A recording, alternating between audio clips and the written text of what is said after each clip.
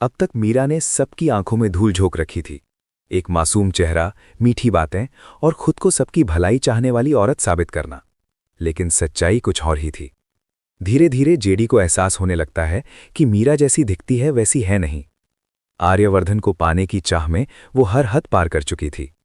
अनु और आर्यवर्धन के रिश्ते को तोड़ने के लिए उसने ऐसी ऐसी घटिया चालें चली जिनका अंदाजा किसी को नहीं था। जैसे ही जेडी को मीरा की असली साजिशों का पता चलता है, उसका खून खौल उठता है। वो समझ जाता है कि ये सब महज गलतफहमी नहीं, बल्कि एक सोची समझी चाल है। इसी बीच कहानी में आता है सबसे बड़ा झटका। आर्यवर्धन की कार से अनु अचानक गायब हो जाती है। ना कोई फोन, ना कोई मैसेज, बस एक खाली सीट और आर्यवर्धन के दिल में उठता तूफान। उसकी सांसें तेज हो जाती हैं।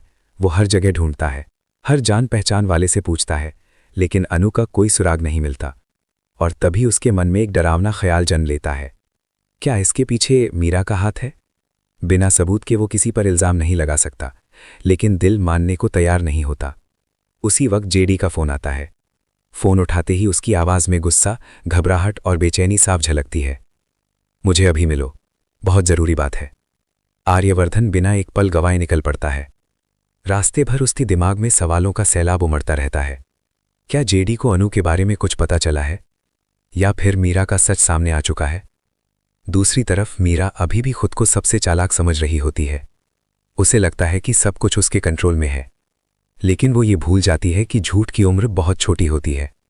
उसकी सबसे बड़ी गलती तब होती है जब वो गोपाल जैसे नाजुक दिल इंसान के सामने जहर उगल देती है। जानबूझकर ऐसे शब्द बोलती है जो किसी का दिल तोड़ सकते हैं।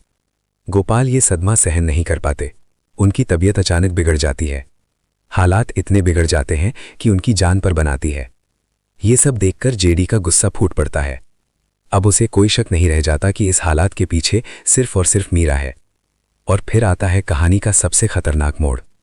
सड़क पर सबके सामने मीरा की साजिश का पर्दाफाश होने वाला होता है। जेडी, जो अब तक खामोश था, आखिरकार अपना आपा खो देता है।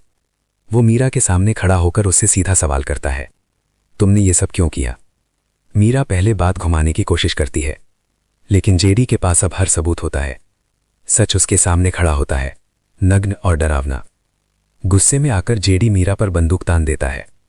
वो पल इतना खौफनाक होता है कि वहां मौजूद हर इंसान की सांसें थम जाती हैं। मीरा के नकली आंसू बहने लगते हैं, लेकिन अब कोई भी उस ड्रामे में फंसने वाला नहीं होता। उसी वक्त आर्यवर्धन वहां पहुंच जाता है। सब कुछ देखकर उसे अपनी आंखों पर यकीन नहीं होता। जिस औरत को वो समझदार समझ रहा था, वही उसकी जिंदगी का सबसे बड़ा जहर निकलती है। आर्यवर्धन के दिल में अब सिर्फ एक ही सवाल होता है, अनु सुरक्षित है या नहीं? तभी अनु से जुड़ी एक छोटी सी जानकारी सामने आती है, जो सबको थोड़ी राहत देती है। लेकिन खतरा अभी पूरी तरह टला नहीं होता। आखिरकार मीरा खुद मान लेती है कि उसने ये सब आर्यवर्धन के प्यार में किया।